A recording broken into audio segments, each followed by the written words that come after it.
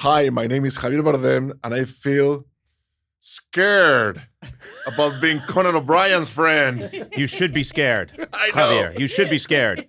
It is great. Maybe the greatest honor of your life. I'm sure I haven't done any research. I don't know if you've won any awards of any kind, major awards. I've heard talk of an Oscar, but who knows? Those things can't be verified. Yeah, who cares? Who cares? This is the true honor of your life. No, listen.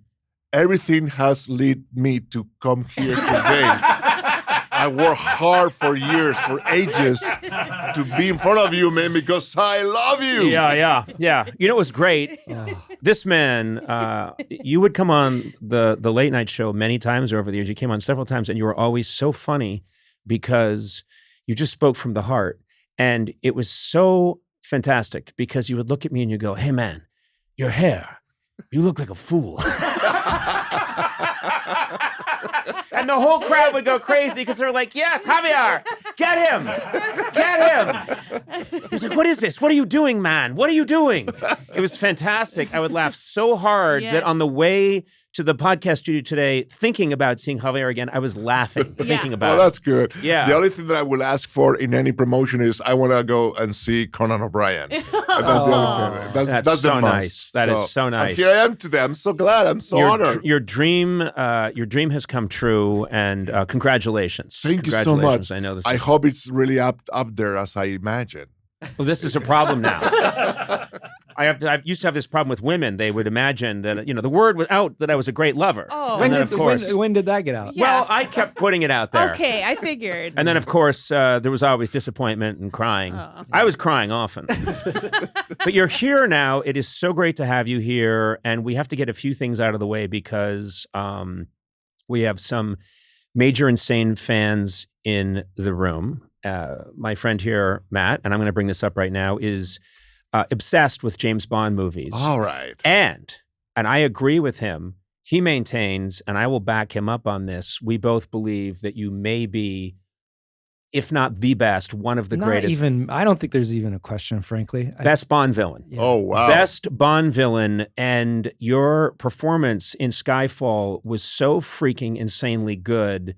And I had all this mixture of qualities where there were times where I felt sorry for you. You sucked me in, and then I felt sorry for you, but then I hated you, and it just kept swirling around. What about you, Matt? Well, even just now when you said that everything led up to this moment is very much like what Silva says for James Bond. James Bond. And frankly, I almost fainted. Yeah.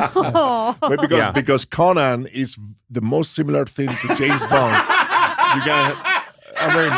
I mean, exactly, right? Yes, and that I am very pale. I'm going to open your shirt very soon and start caressing your bare chest. Oh my God! Yeah. Oh my God! I did that to Daniel Craig. Can you believe? Yeah. I am the man who was touching Daniel Craig's breast. Yes. Like this close. He was the man that had you touch his breast. That's the way it goes. Yeah. Yes. I wish Now, I was there. it's funny. You always wonder how planned out was a moment like that because you haven't seen that happen with James Bond, and it's this move. It's this move that's crossing all kinds of lines. It's so shocking, and I think, is that the kind of thing that's discussed beforehand, or can you just go for it with Daniel Craig? It was written, but till the moment we got on set and we started to put it on our feet, it was not. We didn't know how to achieve that moment, so we just. And Sam Mendes loved rehearsal, but he said, "You know what? We're gonna shoot it. Let's see how it goes." And Daniel is the best partner ever. He was having a blast. Like he really wanted to go as far as we could, as far as the studio will let us go. And I think the chemistry was there because we liked being with each other and playing with each other. And but I think Sam Mendes was the heart of the heart and soul of the whole thing. He really wanted to create this profile of a villain that you can relate to, and it's more reliable than. Also, I thought that your relationship with Judi Dench, as that's mom, and trying to relate to James Bond, that we all do this for, the Queen is mom and this is mom, and so there's that element to it also. And I thought it was it's the most emotionally complex relationship with a Bond villain, and showed you what these movies can do, what they can be. Because we grew, when I was a kid, I grew up and it was just, you must die, Mr. Bond, and petting the kitten, and it's a caricature. It's fun, but you never thought of these kinds of moments.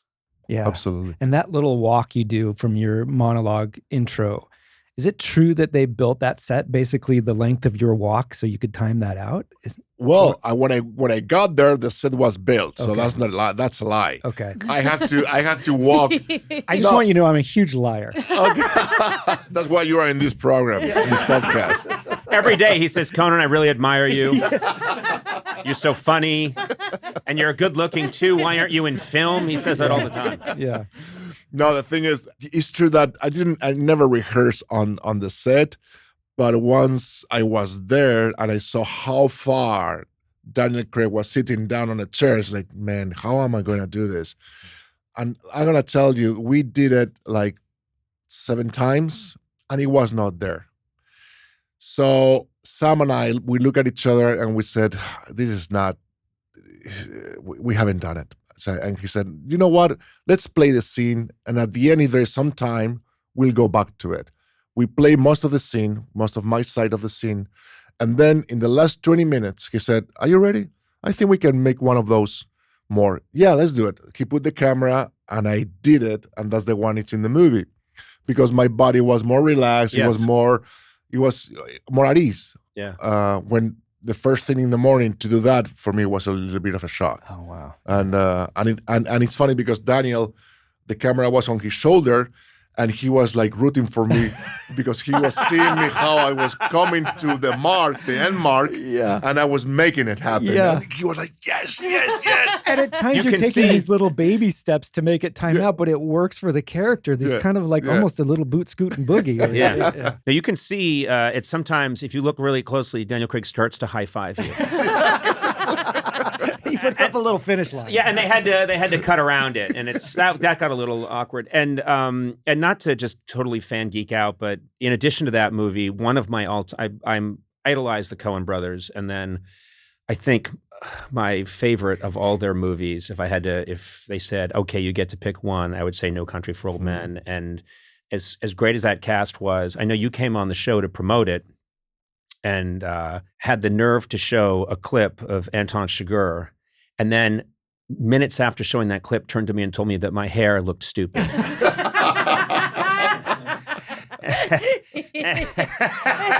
I was like, wait a minute, you're an assassin who looks like Dorothy Hamill on skates,